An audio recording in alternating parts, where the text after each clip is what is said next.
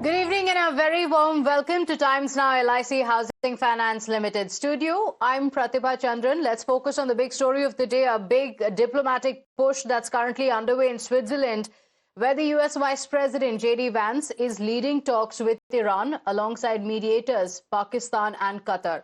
Vance says that President Trump directed negotiators to open a new page, claiming significant progress has already been made.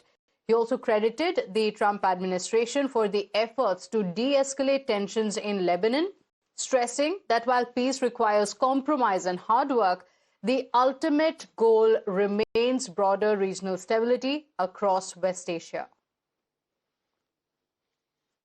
What today really represents is the beginning of a technical negotiation that's not going to solve every disagreement, but is going to allow us to sit together as teams for the first time really in history to figure out what matters most to the respective parties, to settle those issues, to solve those issues, and get to a better tomorrow. The reason why the political leadership of the respective countries is here is because we wanted to, first of all, set up the structure for these technical negotiations, and second of all, make sure that our teams have our full support and know they can always call on us to break through any barriers. I think that the President of the United States and the United States of America have done more to stop the conflict in Lebanon than any government anywhere in the world over the last few months, and we're going to keep on working towards it. As I think a lot of you appreciate, peace is never easy. Peace always requires a little bit of work. It always requires a little bit of give and take. But the President of the United States is committed not just to peace between the United States and Iran. The President is committed to a regional peace. Meanwhile, even as talks continue, the U.S. President Donald Trump has just put out a post on Truth Social, which reads, and I quote, "Iran must immediately stop their highly paid proxies in Lebanon from causing trouble. If they don't, we'll hit Iran very hard again, just like we did last week, only harder." And it has been signed off by Donald Trump. Let's go across to Srinjoy Chaudhary joining us on the broadcast with the details. Good evening, Srinjoy. There was a lot of focus on what would happen in the peace talks. But even as the talks are going on in Switzerland, look at the kind of statements that have been made. J.D. Vance pinning the blame on Iran for the tensions in the Middle East. And now you have Trump, who has taken to social media to directly issue a threat to Iran. This is a difficult situation for everyone because the problem in Lebanon is not going away very quickly. The Hezbollah and the Israelis have been at each other for a long time. And the Hezbollah, as you know, are probably the strongest private army in the world. And they have weapons, they have rockets, they have missiles, and so far the Iranians have either not sort of ordered them to stop fighting, or they have ideas of their own.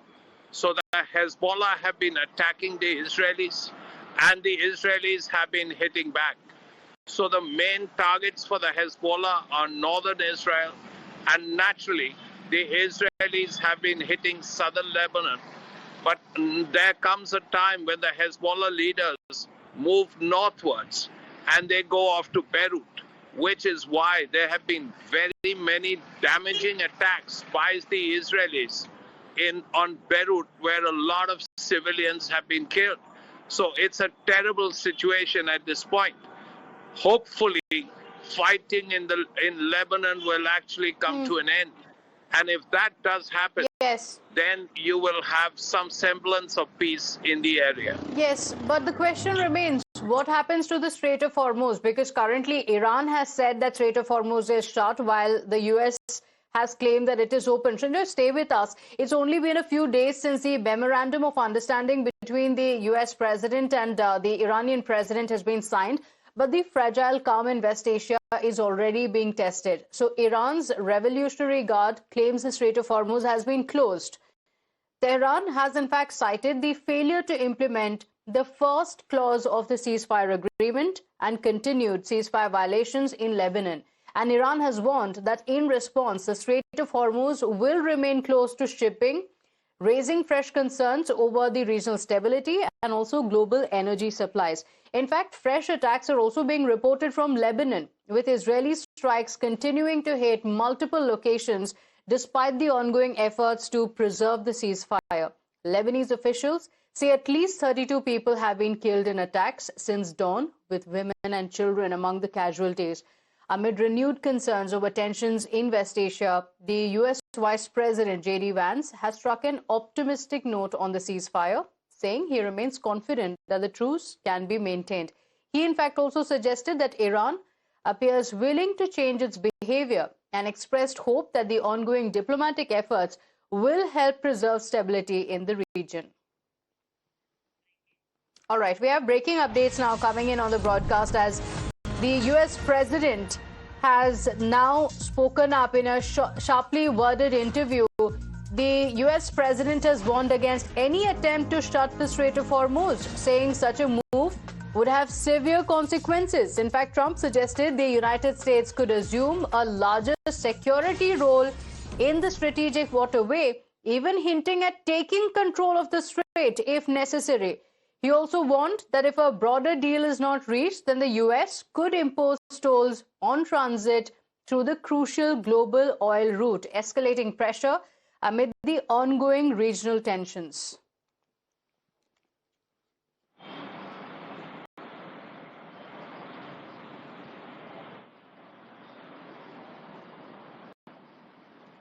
All right, Srinjoy continues to stay live with us. Srinjoy, the latest statement that has come from Trump, it clearly hints that all is not well, because he is in fact also saying that the U.S. could take control of Strait of Hormuz, none of it being mentioned in the Memorandum of Understanding. President Trump has said different things at different times. We all know that. And this time he says that his Navy presumably will take control of the Strait of Hormuz. Now, that can happen, but for how long? And with what kind of losses? These are things which have to be taken into account. Now, hopefully, the Memorandum of Understanding will work, and these talks that are going to happen in Switzerland will actually fructify and ensure that there is peace. But at this point, when you say that you're going to take control of the Strait of Hormuz, then what kind of message does it go to the other side, in this case, Iran? So these are things that don't necessarily take the argument forward. Don't take the peace process forward. Nevertheless, President Trump, as I said earlier, has said different things at different times. Now, the important thing is to see what America does as opposed to what the president says, and also what the Iranians do as opposed to what the Revolutionary Guard says. So all these things have to be taken into consideration. Finally, I would say it's important to see what people do rather than what people say. Okay, all right. Stay with us. We have more breaking updates now coming in. And it seems like a fresh political flashpoint has emerged after the US President Donald Trump, in a post on Truth Social, predicted that the UK Prime Minister Keir Starmer would eventually resign. Trump has sharply criticized Starmer's record, claiming he had failed on two key issues, immigration and energy, triggering a fresh debate over the British Prime Minister's leadership and also policies. And this is the post that he has put up on social media. We've already seen the kind of bitter fight that's playing out with the Italian Prime Minister as well as Donald Trump. And now you have, Srinjoy, in the latest, Donald Trump going on to say that Keir Starmer would resign soon. That presumably would be a decision of Prime Minister Starmer. But as far as the disputes and the relationship between the British Prime Minister and the American President go, President Trump has been very forthright and very critical. He has said that Starmer was not Churchillian. He has criticized the British and also other European NATO allies like Germany, France, Italy, and so on, for not being part of this process in Iran. And as a result, even NATO has come under stress. Now, President Trump will probably ideologically have commitments and closer ties with some of Prime Minister Starmer's political rivals. Okay. But nevertheless, it's unusual for a president of the United States to be this critical of a Prime Minister of Britain. After all, this Anglo-American relationship has been one that has existed for years and years, over a century, in fact. So therefore, there is a discordant note in bilateral ties when such statements are made. Yes, and such statements being made openly on social media could strain the ties. Sanjay, thank you for joining us with those details. Let's